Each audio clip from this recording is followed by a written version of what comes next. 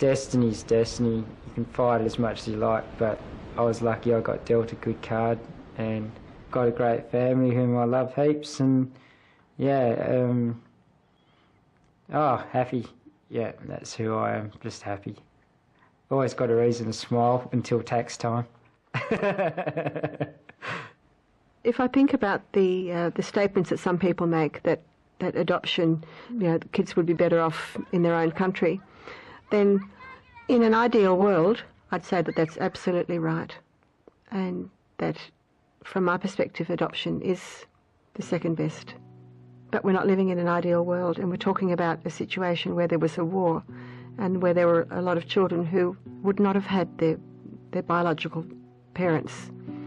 So the next best thing is to be adopted and to grow up in a family where you're loved. Imported squid, and I'm just going to do it up with a bit of balsamic vinegar on the barbie.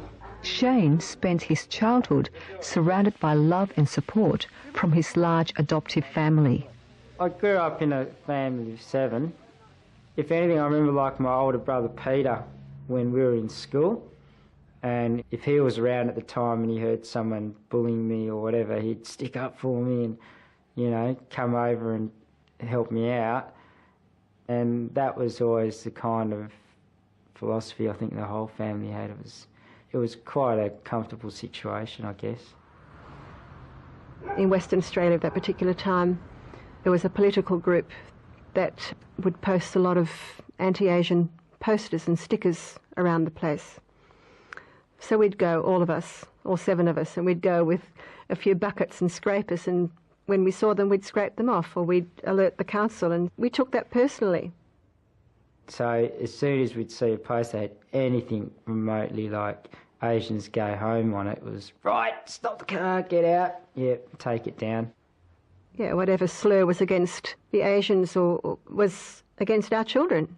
So we had to stand up for that, and that's what we did. That used to make her blood boil. Yeah, I remember that.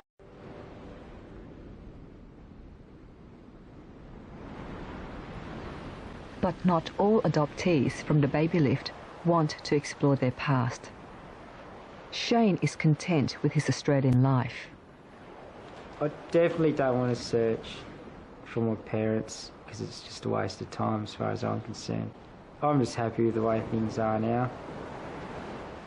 I'd like to go back to Vietnam and have a look at the culture and the people and know where I came from, but as far as finding my parents, it's not high priority at all. Even if you find your parents, that's awesome, but then what do you do when you find them?